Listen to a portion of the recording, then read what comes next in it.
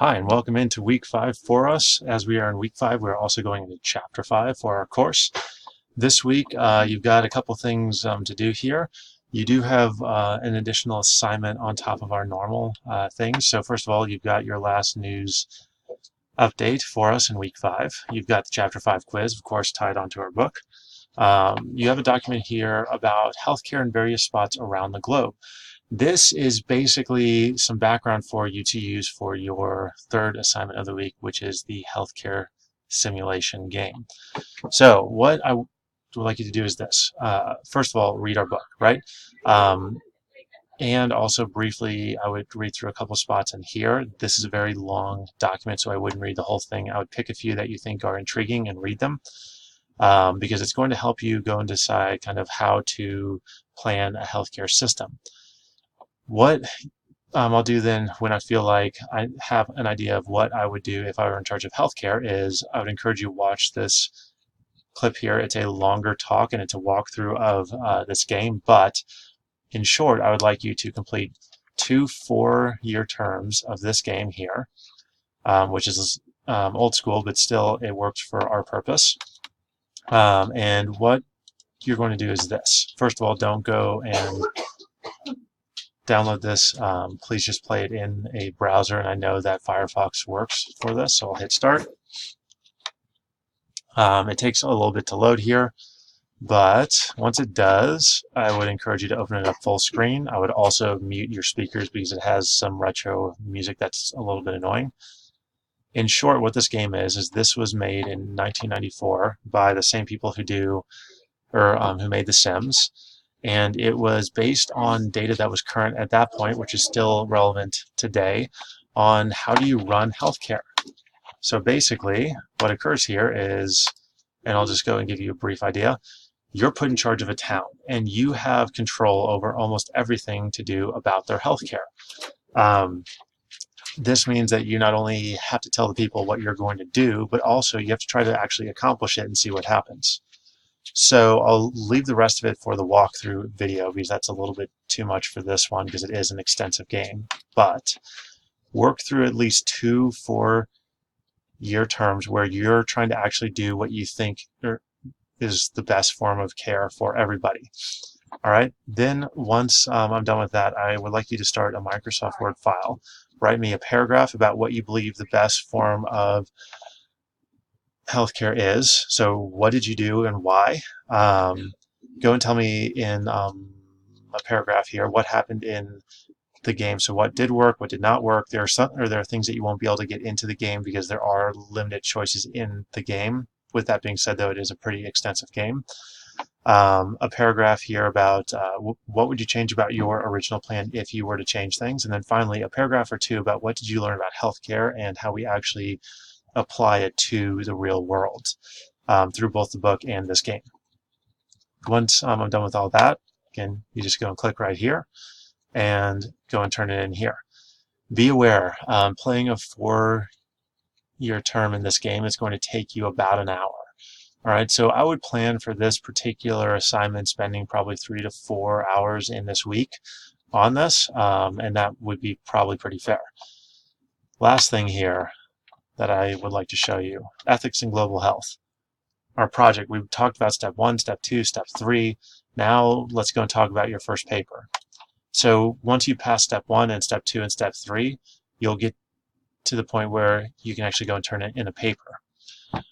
Before I forget, the due dates that are present for the setup steps 1, 2, and 3 are suggestions. They are open to complete as long as the paper has not passed its due date, which again is at the end of this month. So you're closing in here where you need to get this done fairly fast. Your paper itself, once you go and reach this point, it's a 2 to 3 page paper in Times, size 12, all of that fun stuff right here. You don't need a cover page, a header, or a footer. This will be 2 to 3 in length total, which means that this is your written text. If it's less than 2 or more than 3, you maybe dock points. If you're within about a quarter page, I'm okay, but generally if you're only a page and 3/4, you need to expand more. All right, because you'll probably get hit on more than just page length. In short, your job is this. You're going to do three main things here. The first one is go and discuss the topic you picked and your personal belief about it. So briefly explain the topic you picked and provide in a paragraph, a general view of it, including how does this affect the world? Are there any things that I need to go and keep in mind in terms of a cultural behavior that are relevant to this? And basically, why did you go and pick this as a topic? So why is this dilemma that I need to solve? Then part two, in another paragraph or two, most folks go and spend about two on this. Explain your personal viewpoint on this. What should we do? You have to say we should do this because, and then go and back it up from your personal beliefs. Do not add sources in this, okay? That is one thing I do not allow in this paper. No sources, period. In fact, that's point two right here. Do not use a source. The point here is, what do you personally believe?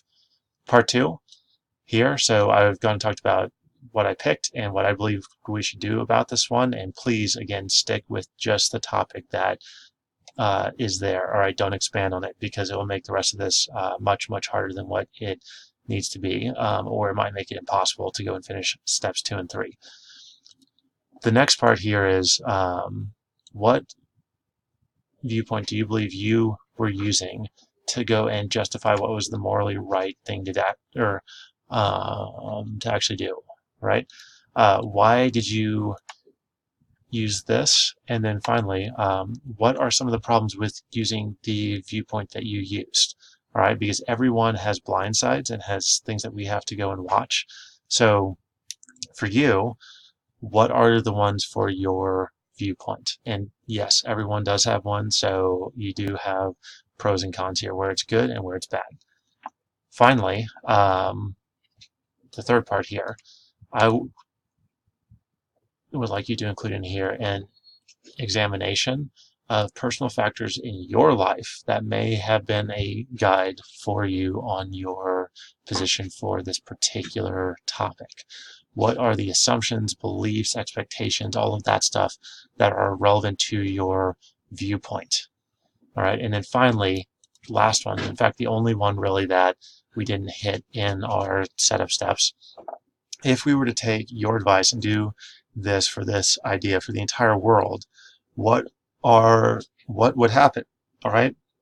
So in your opinion, how would doing what you believe we should do for your point affect the entire world?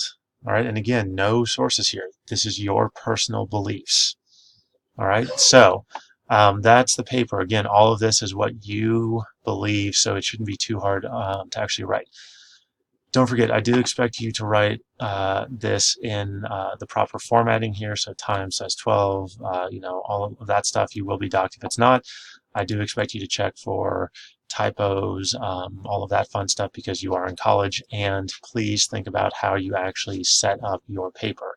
If it just is a clear thing where it's bullet point, bullet point, bullet point, and there's no, way to tie together the entire thing as a paper, it's just random points, you will be docked on that. So think about a solid academic essay paper for this. This one is the easiest one of the three, I think. All right, that's the last paper for you. I know that this has been a little bit of a longer talk, but that's your week 5 for you. And if you have a question, please let me know. See ya.